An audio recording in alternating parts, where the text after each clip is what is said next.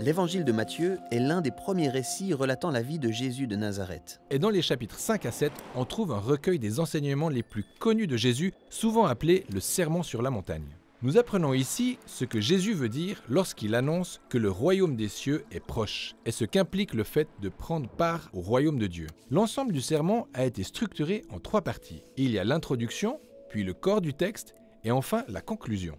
L'introduction montre la nature surprenante et paradoxale de l'identité de ceux qui prennent part au royaume de Dieu.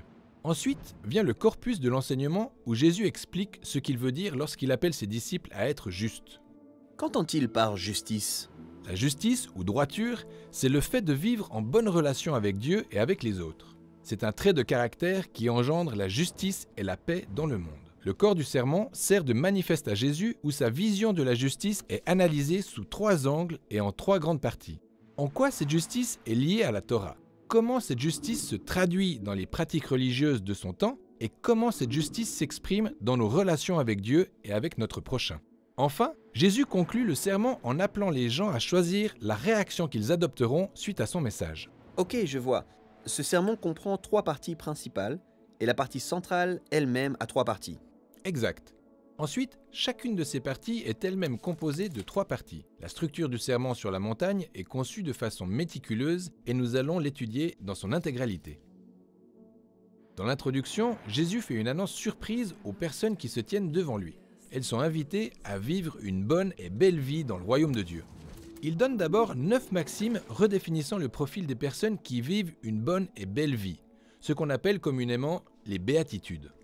Nous apprenons ici que les premiers à entrer dans le royaume de Dieu sont les pauvres marginaux qui ont soif de justice et qui souffrent en tant qu'artisans de paix. Ensuite, Jésus qualifie ses disciples de sel de la terre. De quoi s'agit-il? Dans les écritures hébraïques, le sel symbolise le caractère perpétuel de la relation d'alliance de Dieu avec Israël.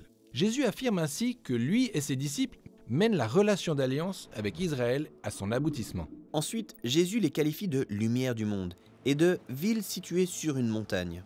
Jésus rappelle ici une promesse du prophète Ésaïe, selon laquelle un jour les habitants de Jérusalem reflèteront la lumière, la paix et la bénédiction de Dieu dans le monde entier. Jésus affirme ainsi que lui et ses disciples sont en train d'accomplir cette promesse. Exact.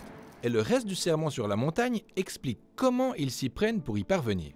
Dans le corps du texte de son sermon, Jésus appelle ses disciples à pratiquer la justice. La justice, ou droiture, consiste à vivre une bonne relation avec Dieu et avec les autres. Et Jésus détaille sa vision de la justice sous 3 angles répartis en 3 grandes parties dans le corpus du sermon. Le premier angle révèle que ses enseignements sur la justice accomplissent la Torah et les prophètes. Ça veut dire quoi? Eh bien, la Torah et les prophètes font référence aux écritures hébraïques. Et cette idée majeure de Jésus qui les accomplit est développée sur 3 parties. Tout d'abord, Jésus affirme qu'il n'est pas venu abolir les lois de la Torah, il mène plutôt l'histoire d'Israël avec l'ensemble de ces lois à leur aboutissement. Ensuite, il présente 6 études de cas montrant comment sa justice accomplit la Torah. Il aborde les thèmes suivants: la colère, la convoitise, le divorce, dire la vérité, la vengeance et l'amour pour l'ennemi. Enfin, Jésus résume ce mode de vie par le terme teleios, un mot grec qui signifie complet ou entier. Le but de la Torah est d'enseigner aux gens la sagesse de Dieu afin de faire d'eux des personnalités matures et abouties qui répandent la bénédiction de Dieu dans le monde.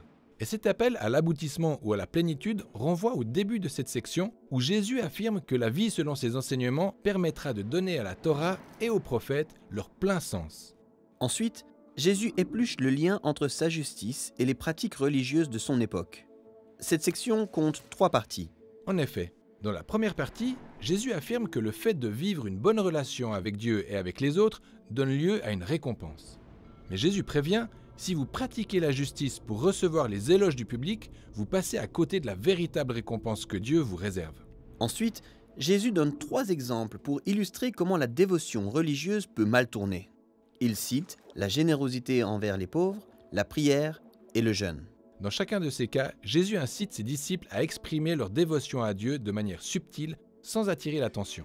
Il boucle ensuite cette section en enseignant ce qu'est la récompense véritable.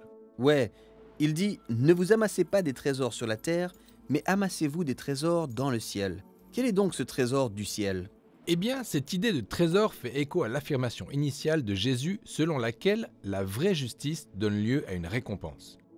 L'admiration des gens ne constitue pas le plus grand trésor. La véritable récompense est plutôt de connaître et d'être connu par le Dieu d'amour de l'univers. Ce qui nous laisse avec ce troisième et dernier angle.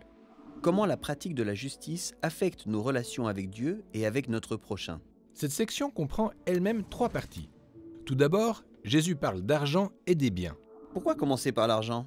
Le fait est que nos biens ont tendance à orienter notre allégeance et nos préoccupations. Donc, notre rapport à nos biens peut être l'un des plus gros obstacles à nos relations saines avec Dieu et avec les autres. Jésus nous dit « Ne vous amassez pas des trésors sur la terre, amassez-vous plutôt des trésors dans le ciel. » Ensuite, Jésus donne 2 paraboles. La première concerne les 2 types d'yeux qu'on peut avoir. Un œil sain et généreux ou un œil mauvais et radin.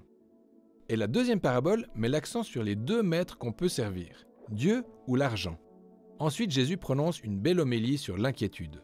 Pourquoi courir après des choses pour avoir une sécurité qui, en fin de compte, n'en est pas une?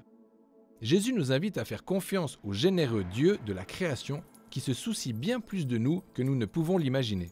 C'est tout pour la première partie. Ensuite, Jésus aborde directement nos relations avec Dieu et avec notre prochain. Oui, cette section commence par « Ne jugez pas les autres ou vous serez jugés vous aussi ». Après quoi, on a 2 autres paraboles. L'une concerne les yeux et souligne qu'il ne faut pas essayer d'ôter la paille qui est dans l'œil d'autrui. Quand on a une poutre dans notre propre œil. Ensuite, il y a une parabole sur le fait de ne pas jeter les perles sacrées aux pourceaux et aux chiens. C'est une énigme dont le sens s'étale sur plusieurs couches, mais il s'agit essentiellement de faire preuve de discernement quand nous essayons d'aider et de reprendre les autres. Et les relations étant très complexes, Jésus encourage ses disciples à demander à Dieu la sagesse dont ils ont besoin. Demandez, cherchez, frappez, et la porte vous sera ouverte. Cette section du Sermon sur la montagne s'achève sur la règle d'or. Faites aux autres ce que vous aimeriez qu'ils fassent pour vous. Pour Jésus, cet enseignement a beau être simple, il constitue l'essence même de la Torah et des prophètes. Ainsi, la règle d'or conclut le 3e angle sur la pratique de la justice. Et cela nous renvoie également au début du corps de texte du sermon où Jésus dit être venu accomplir la Torah et les prophètes. Pour finir, nous allons nous pencher sur la dernière section majeure du sermon, la conclusion. Ici, Jésus présente à ses auditeurs un choix à faire sur la manière dont ils veulent vivre leur vie. Cette section comporte 3 parties. Et chacune d'elles illustre ce choix par une image différente. La première image représente 2 chemins avec 2 portes différentes. L'une mène à la vie et l'autre à la ruine. Dans la deuxième image, il est question de discerner 2 types de dirigeants qui prétendent représenter Dieu. Ils sont comme 2 arbres, l'un est bon et l'autre mauvais. Ceux qui prétendent parler au nom de Dieu ne sont pas tous sincères. Mais Jésus précise qu'on reconnaît un arbre à ses fruits. La dernière image représente 2 types de maisons qu'on peut bâtir. Ignorer Jésus en bâtissant sa maison selon sa propre sagesse revient à bâtir sur du sable. Bonne chance au jour de la tempête. Mais écouter Jésus en bâtissant notre maison avec sa sagesse équivaut à la bâtir sur le roc. C'est ainsi que s'achève le sermon sur la montagne. Très bien, passons en revue l'ensemble du sermon. Il commence par l'annonce surprise selon laquelle la bonne vie du royaume de Dieu se révèle aux personnes les plus improbables. Puis, dans le corps du texte, Jésus enseigne comment agir avec droiture envers Dieu et envers les autres. Et enfin, la conclusion incite à la décision. À la lumière de tout ce que Jésus a dit, quel choix ferez-vous? C'est un excellent résumé. Il est maintenant temps de lire, puis de relire encore et encore le sermon sur la montagne. Chez Bible Project, notre mission est d'aider les gens à vivre la Bible comme une seule et même histoire menant à Jésus. Si nous arrivons à offrir gratuitement tout ce que nous faisons, c'est grâce à des personnes généreuses comme vous, partout dans le monde. Vous pouvez voir l'intégralité de notre vidéothèque, consulter toutes nos ressources et nous retrouver sur bibleproject.com.